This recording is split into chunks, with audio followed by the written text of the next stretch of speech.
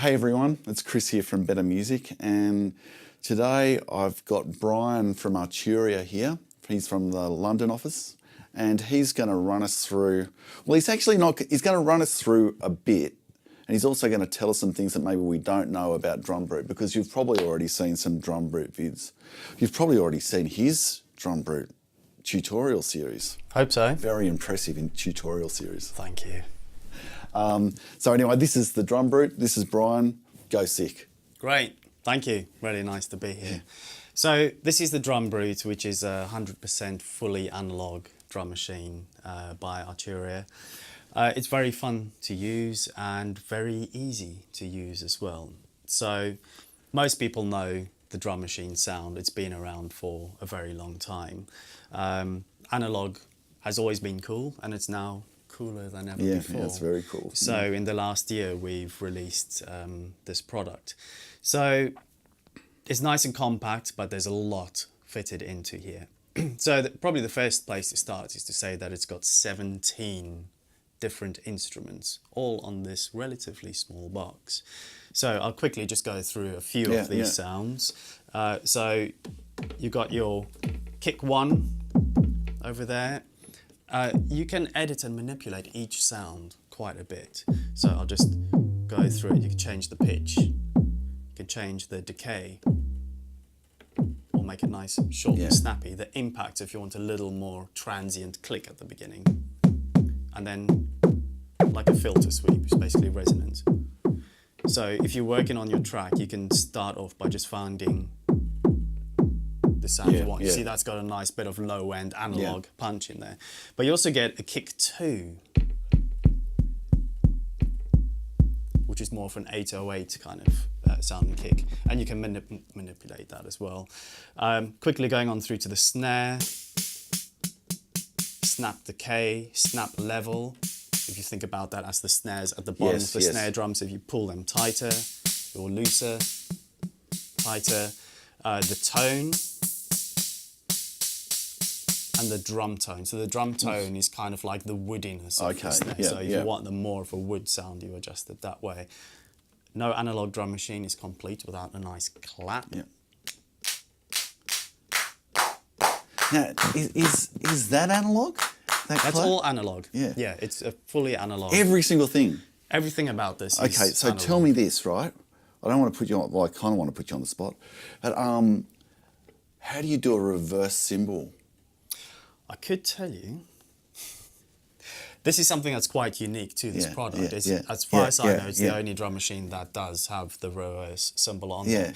So a channel like that, you've got tom and conga on the same channel. So I mentioned earlier that we've got 17 individual sounds, but we don't have 17 pads. Now some of the lesser instruments share a channel. So you've got high tom here, which you can adjust the pitch off, but you push that button and then you've got conga as well. So is it you can have them both or either or? You can have them both simultaneously. So I'm on conga now, and I can put in steps there, and then I can put tom, and then put in steps. So you can have them both going simultaneously. The same with the low tom cymbal, reverse cymbal. So you've got your cymbal here. Nice, long decay. And you can hear that's not a constant. It sizzles out a little bit towards the end. So obviously analog. Fully analog. The reverse cymbal, which is kind of fun. Or if you want a little bit shorter, just like a quick... So it's just done with an envelope in it.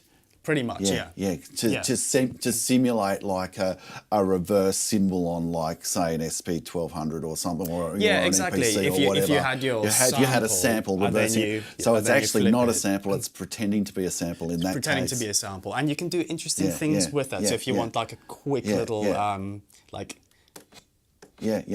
little sound, just to, a push and pull towards the end of your beat. You got maracas. Tambourine, and of course for the 80s disco guys. You've got a nice zap, which you can really... But also, you can manipulate the instruments to become something slightly different. So I mentioned it's a drum machine that's got 2 kick drums. You could actually make a third. Oh yeah, yeah. So if you turn the decay down of the zap, it doesn't sound like that anymore. And you can change. Yeah, yeah. So you could actually have, you know, if you're looking to do, you know, down-tempo electronic, and you want to have a few different lower tones going on, you can do it with that. Even the low tom, you can have that. You can pretty much turn into a kick. You can turn that into a kick, so you can have different patterns. But generally, if you're going for, you know, a hip-hop flavour or Berlin techno flavour, it's got all the sounds that you want. But if you're a kick guy... Yeah, if you're a kick guy, a lot of people, when I start writing music, I always start with a beat first. I get inspired by the rhythm and then put things on top. Yeah, I do too. And it's also, if you don't really know what you're doing, you can just randomly put in steps and see what it sounds like, and then you get some interesting rhythms going on, and then put a clap on. Which brings us on to the polyrhythm aspect, which I'm sure everyone has heard about.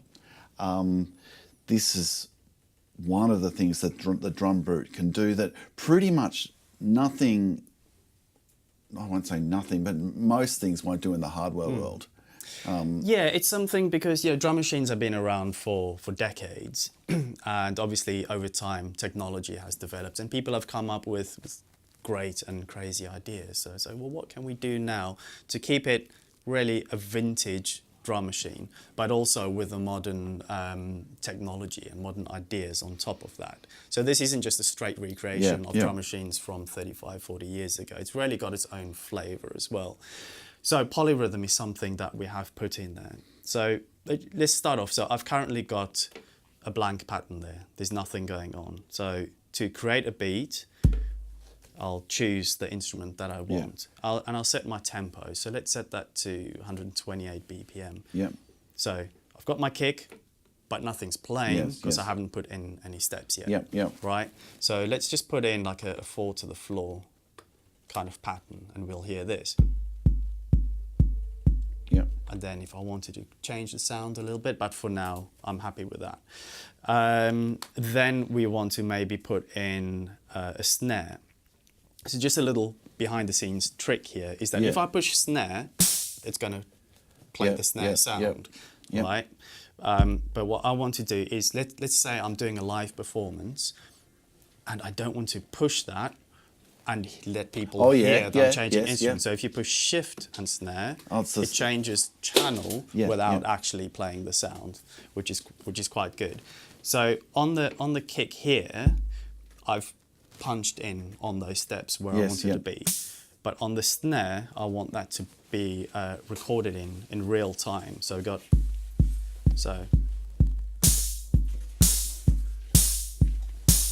you see, and then already we've got a nice little pattern going on. Another way to be able to enter steps is if I want hats on eighths, I would have to punch them in like that. But I can also do that in record mode. So that's going through. Okay, So I've pushed the roller there, which is on 8. If I put in 16s, it would put it in on 16s. Now to let this develop a little bit further, maybe the kick on the first beat, I want it to be accented. I want it to be high instead of keeping it all mechanical. So you've got an accent just like on an 80 or a 909, like one of those. And essentially that machines. Sort of means loud or a little bit louder. So you can hear if I solo just the kick, and you can hear that extra punch on the first one.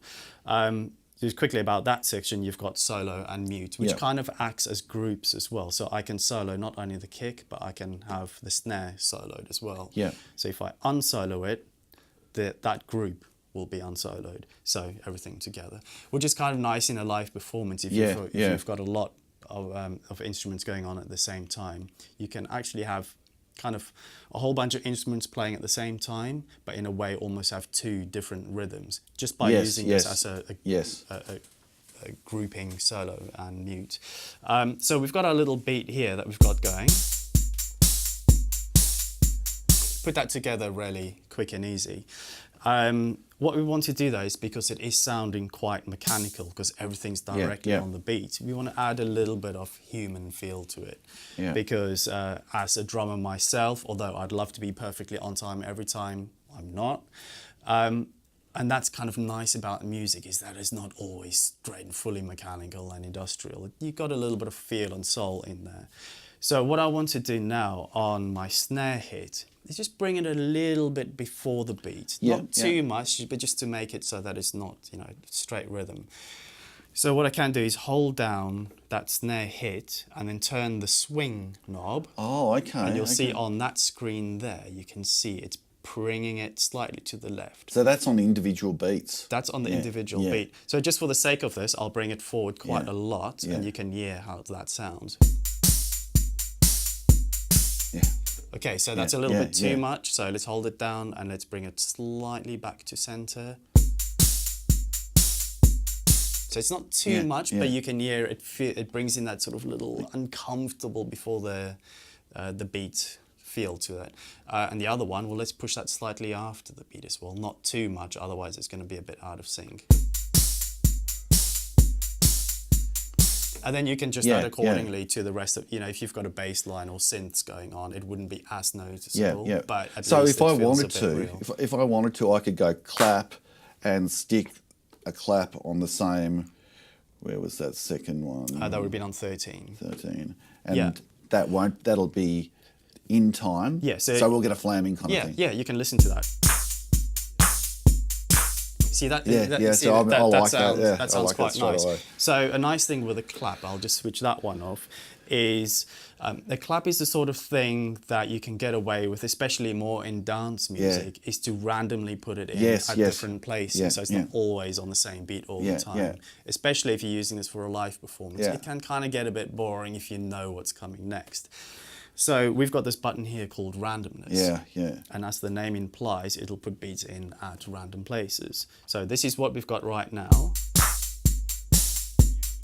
So we've only got one clap hit going on. Randomness can work on everything globally, all instruments at the same time, or it can work on just that track you've got selected on that channel. So how do we do that? Well, there's a button that says current track. That means that track that's selected, I can now apply randomness to that.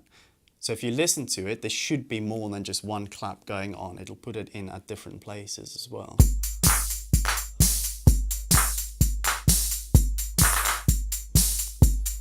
You can turn it down a little bit so it's not as crazy.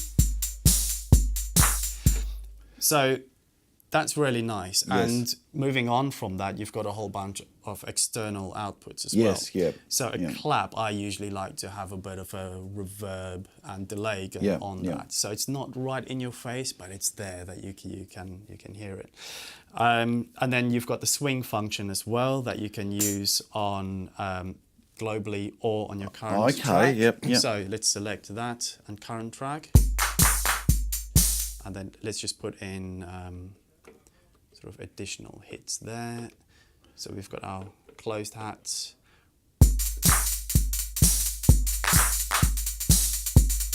Yeah, that's really good. I like. So that's a lot of fun. Now we were talking about polyrhythm earlier. Now polyrhythm is quite a lot of fun, and you can use it very nicely in a creative manner. So let me just deselect some of these steps again. I'll quickly do that to show you this while I'm doing that. So what I was doing there is manually deselecting the steps, but there's a much quicker way to do that. Click Erase. Now anything that is flashing can be erased. So I'm going to erase my closed hi-hats, and there's no pattern playing there. But for the sake of this, I'm just going to put that back in. So let's go for 8 again.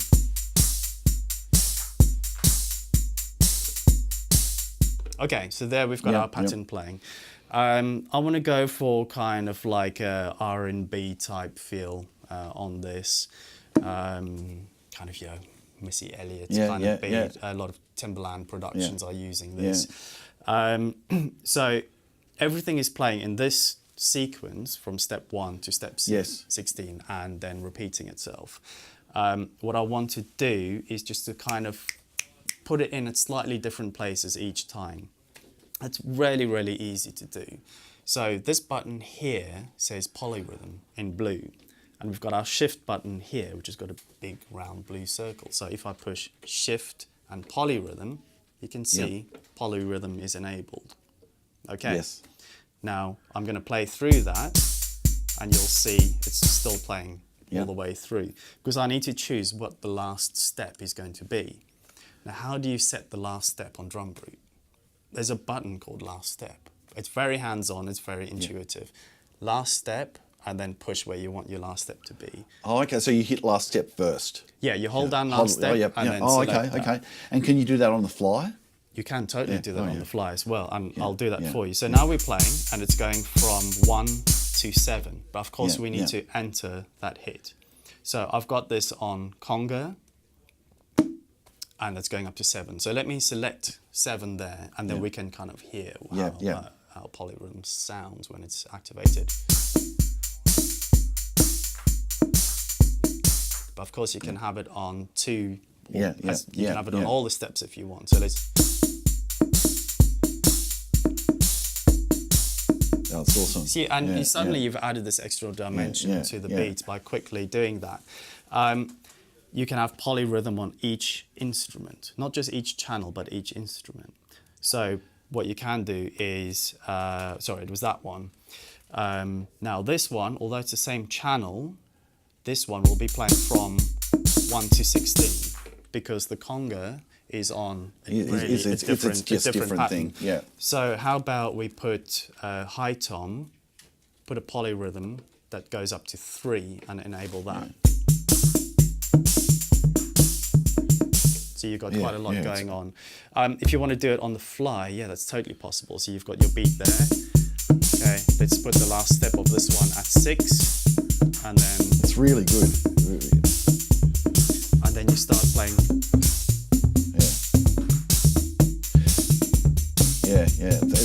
See, this is what I was hoping from this demo, because I knew that the Drumbrute could do all this stuff, but just seeing it done is so good. Makes me really want one. You should have one. Yeah, I probably. It'll revolutionise your music making process. There's a lot of things like this where it's not just the bog standard drum machine that sounds great.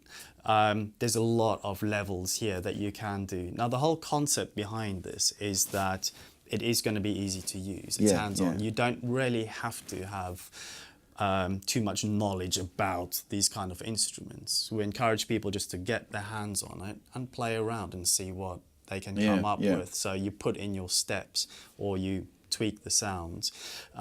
There's the metronome as well, which I'll quickly talk about because that is really useful. If you're recording things in real time, you want to try keep it on the beat as much as you can. So with the metronome, that's now enabled. So that is currently set to 32s for some reason. So now it's set to the quarter note.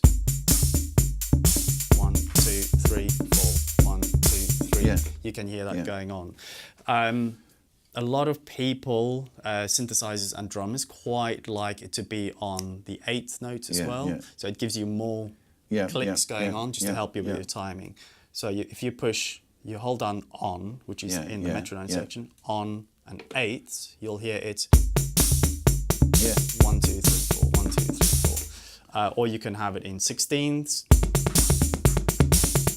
or even 32s if you want.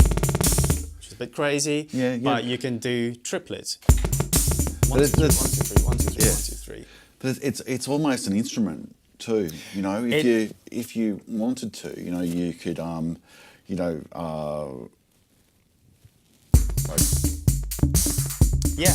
exactly. And where you can go with this to take it even one step further is that it's got its own output. Awesome, like that's everything great. else on the back, metronome's got its own output. So you could take that into an external effects processor to make it, a little distorted click. The other thing you can do with metronome is you can take it out into something else. Into like a side chain into of something a side else? chain Yeah. or a synthesizer. Yeah, yeah. So essentially what Yeah. that's doing is sending a pulse. So Yeah, you can yeah. take that into a microbrute or any Yeah, bit of yeah, external hardware. It's sending that pulse.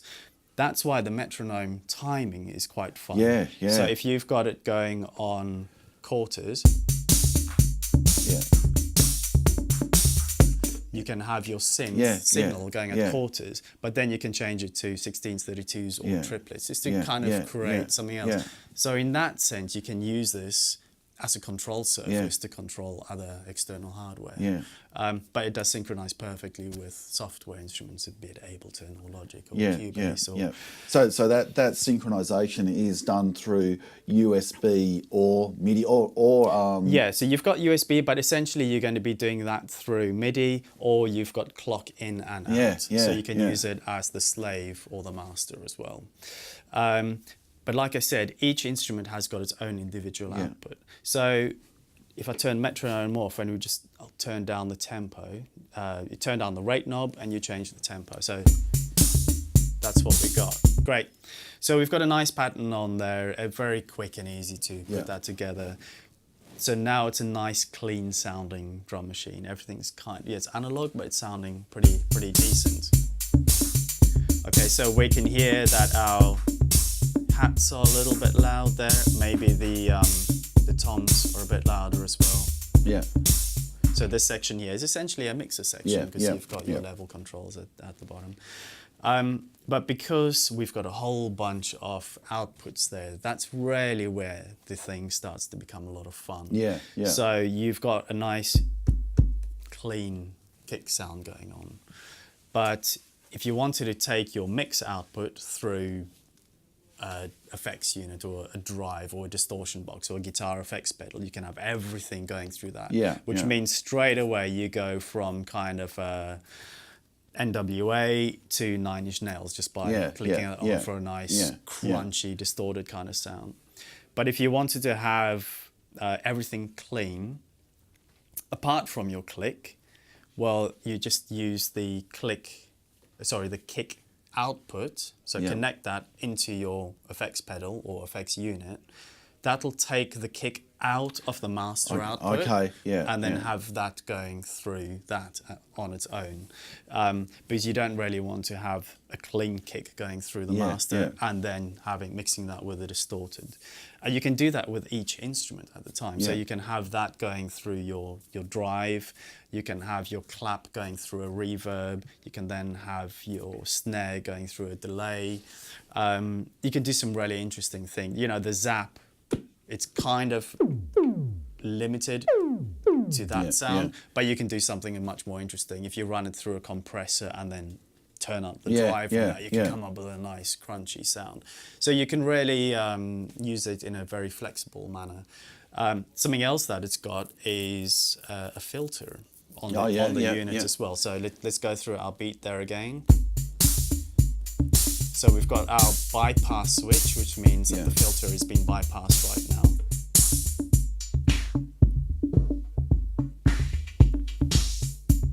And it's a high pass filter as well.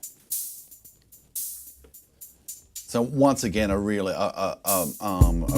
good performance orientated feature. Yeah, I mean, if you listen to this, so we're using the roller there, so that's on the 8th. Yeah. So you want to do the drop.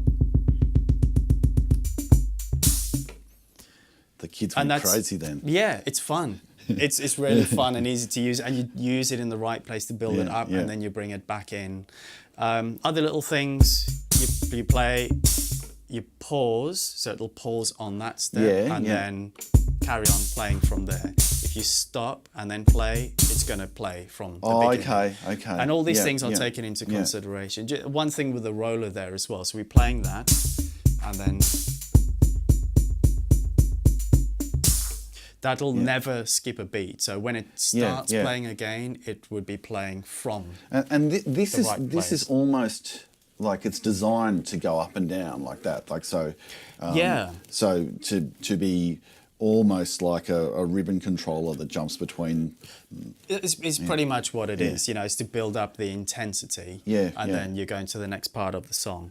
One last little thing that you can do, so I'll erase that pattern. You see how quickly I can clear everything that's from there. So let's do something with the hats, and we want to go for like a Kendrick Lamar, Drake kind of pattern. So usually what we would do is put in our hats. Okay, so straight rhythm. We want to do something a bit more interesting than that. So let's put our click on, hit record.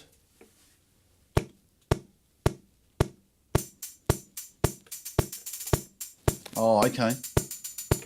Okay, now that's giving us a little bit of movement. Yeah. But you can do even more with that. So if you select one of your steps and then use the ribbon, so you're going to have basically like a little trill going on that note. Oh, okay. Let's listen back to that. And how did you do that again? So what you do is you've got record mode on. Let's do that on 15. So you hold that down and then you select which one you want. Okay, I get it. Yeah. So let's put the 8th on that one. So it's kind of just like doing a little roll almost on the hat. Yeah, I get it. Yeah. And if it's a little bit too much, then you just disable some. Okay, let's put a kick on just so that we can kind of get a better idea of. Okay, it's a little bit dancey. So let's turn it down. See, you've got. Yeah.